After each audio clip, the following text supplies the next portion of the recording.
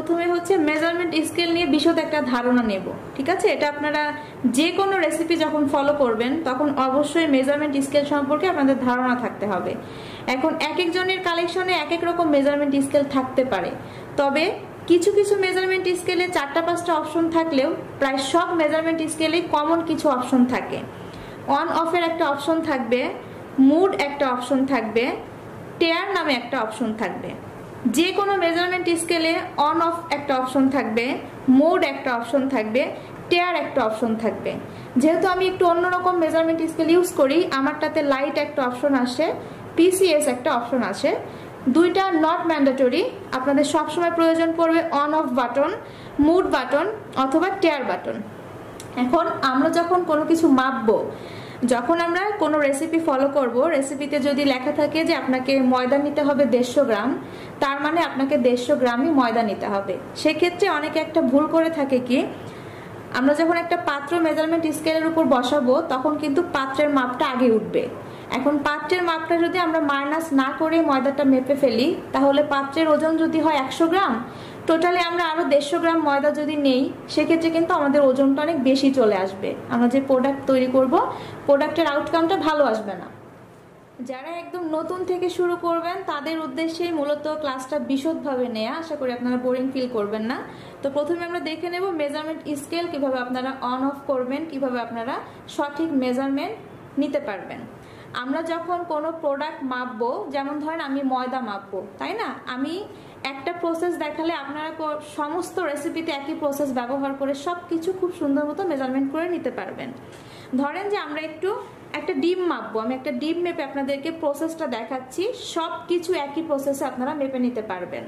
আমরা প্রথমে মনে করেন একটা ডিম মাপবো, তাই না? আমি প্রথমে অন বাটনটা প্রেস করব। অন বাটন প্রেস করার সাথে সাথে কিন্তু দেখেন 0 লেখা আসলো।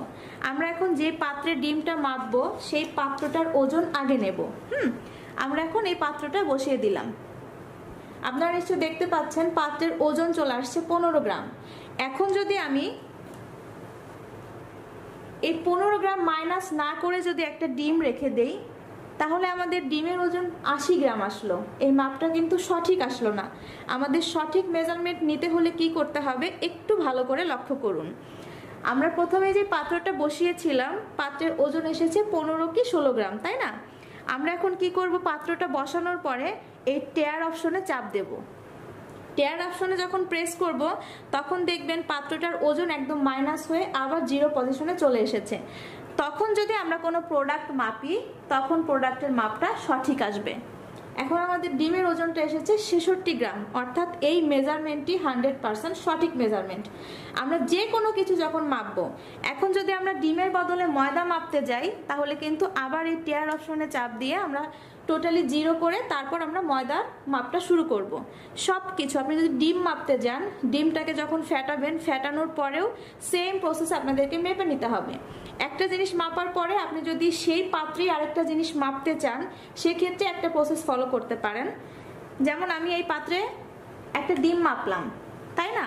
আপনি পাত্রটা চেঞ্জ করতে চাচ্ছেন না। যেমন আপনি ময়দার মধ্যে বেকিং পাউডার মাপবেন কিংবা কর্নফ্লাওয়ার মাপবেন, তখন তো বারবার আপনি পাত্র চেঞ্জ করবেন না, তাই না? সেক্ষেত্রে করবেন কি, ডিমটা মাপার পরে ডিমের মাপটা মাইনাস করে নিলাম, টেয়ার করে 0 করে নিলাম। এখন আমরা অন্য কিছু মাপতে পারি, তাই না? তো আমরা যেহেতু একই পাত্রে দুইটা জিনিস একত্রে মাপবো, যেমন আপনি ময়দা মাপার পরে ওই পাত্রে আপনি কর্নফ্লাওয়ারটা মাপতে চাচ্ছেন কিংবা ওই পাত্রে আদার্স কোনো উপকরণ মাপতে চাচ্ছেন, তখন সবসময় কি করতে হবে, একটা জিনিস মাপার পরে টেয়ার অপশনে প্রেস করে 0 করে নিতে হবে। তারপর আপনি আরেকটা জিনিস মেপে নিলেন, ঠিক আছে? তাহলে কিন্তু দুইটা জিনিসের মাপ একত্রে চলে আসলো, তাই না? তো এভাবে করে আসলে মেজারমেন্ট স্কেলটাকে চালাতে হয়। আর এই মুড অপশনটা মূলত আপনি যখন কোনো কিছু পয়েন্ট আকারে মাপবেন তখন এই মুড অপশনটা অন করবেন, আমি সেটাও বলে দিচ্ছি। যেমন ধরেন আমি এটাকে একটা রেসিপিতে লেখা আছে 2.5 গ্রাম কিংবা 10.5 গ্রাম, তাই না?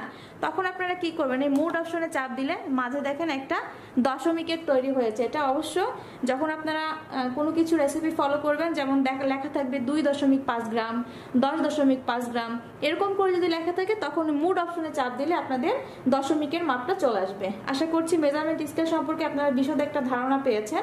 সবাই ভালো থাকবেন, ধন্যবাদ।